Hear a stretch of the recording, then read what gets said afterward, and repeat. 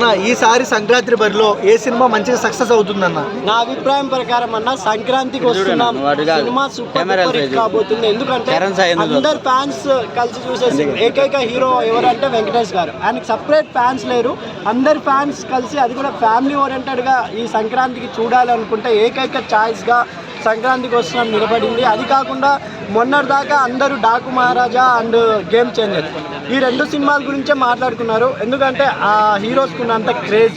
కానీ ఒక్క పాట నిలబెట్టింది సంక్రాంతికి వస్తున్నాం సినిమాకి క్రేజ్లో.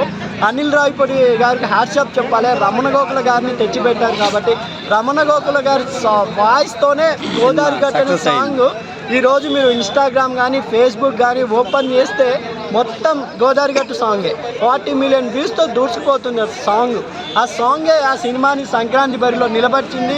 గేమ్ చేంజర్తో పాటు ఇంకా హై లెవెల్లో వెళ్ళినా, ఎందుకంటే రెండింటికి ప్రొడ్యూసర్ ఒకరే దిల్ రాజు గారు కాబట్టి ఆయన ఇప్పుడు ఆలోచనలో పడ్డారు, అరే ఏ సినిమా సేఫ్ అవుతుంది అనేది. ఎందుకంటే గేమ్ చేంజర్ సంక్రాంతికి రిలీజ్ చేయడం కరెక్టేనా?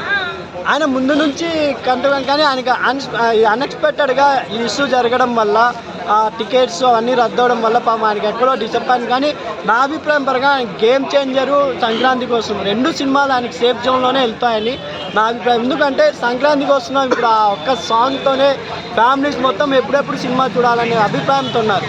అది కాకుండా పక్కగా నేను వెంకటేష్ ఫ్యాన్ అన్న, వెంకటేష్ ఫ్యాన్స్ సైన్దేవ్తో డిసప్పాయింట్ ఉన్నారు, కొంచెం సినిమా ఫ్లాప్ అయిందని. ఇప్పుడు ఆకలి వెంకటేష్ గారికి ఒక మంచి హిట్ ఇవ్వాలి, సోలో హిట్ వచ్చి చాలా రోజులు అవుతుంది ఆయనకి. ఈ సంక్రాంతికి వస్తున్నాం కంపల్సరీ బ్లాక్ బస్టర్ హిట్ కొట్టాలని నా అభిప్రాయం. ఓకే, ఇప్పుడు ప్రెజెంట్ అలా దిల్ రాజు గారు వచ్చేసి గేమ్ చేంజరు సంక్రాంతికి వస్తున్నాం ఈ రెండు మెయిన్ బ్యానర్ వాళ్ళవి. దాంతోపాటు బాలకృష్ణ సినిమా కూడా అతనే డిస్ట్రిబ్యూట్ చేస్తున్నాడు. మరి రేట్లు ఏమో తగ్గిస్తామని ఆల్రెడీ చెప్పేశారు, పెంచము షోలు వేయమని. మరి దీని మీద ఎఫెక్ట్ ఎలా ఉంటుంది అంటారు? కంపల్సరీగా పుష్ప 2కి వచ్చేంత కలెక్షన్ రాకపోయినా కూడా సినిమా క్లీన్ హిట్ అవుతాయి. ఎందుకంటే ఈ టికెట్లు తగ్గడం వల్ల కొంచెం పబ్లిక్కి ఎక్కడో రిలీఫ్ ఉంటుంది. అది కాకుండా పండగ రోజు పండగ చేసుకోవాలా, అదే డబ్బుతో సినిమా కూడా చూడాలనే బడ్జెట్లో ఉంటారు కాబట్టి రెండు జరిగితే ప్రేక్షకులకి హ్యాపీయే కదా. కానీ ఇప్పుడు బడ్జెట్లు బడ్జెట్లకి సినిమాలు తీయడానికి బడ్జెట్లు బాగా పెరిగిపోయాయి, దాంతోపాటు రేట్లు కూడా అలాగే పెంచుకుంటున్నారు. కానీ పాత రేట్లతోనే అయితే డిస్ట్రిబ్యూటర్లు కష్టపడతాయి కదా.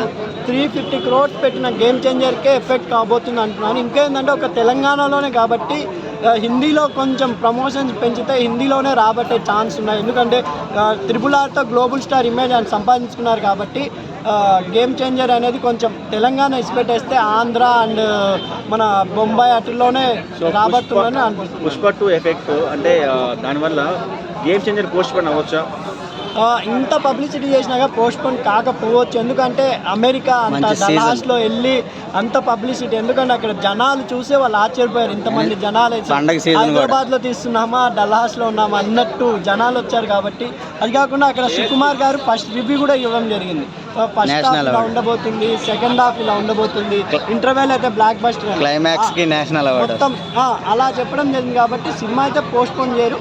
మేబీ ఇప్పుడు దిల్ రాజు గారు నిర్మాతల మండలి చైర్మన్ కాబట్టి ఆయన పైన డిసిజన్ ఉందని చెప్పి మన డాకు మహారాజ్ గారు ప్రొడ్యూసర్ కూడా చెప్పడం జరిగింది కాబట్టి అంతా మంచిగా జరుగుతుంది అని నేను కోరుకుంటున్నాను. ఓకే, రేట్లు ఇలాగే తగ్గిస్తే మంచిదంటారా, లేదంటే వాళ్ళ బడ్జెట్ని బట్టి పెంచుకుంటే ప్రేక్షకులకు మంచిదంటారా? అంటే నా అభిప్రాయం ప్రకారం మినిమం 150 or 250 ఎనఫ్ అండి.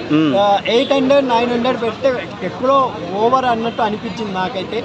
నా అభిప్రాయం 250, 150 ఎనఫ్. మీరు బెనిఫిట్స్ వేసుకుంటే 300 అని పెట్టుకోవచ్చు అని నా అభిప్రాయం.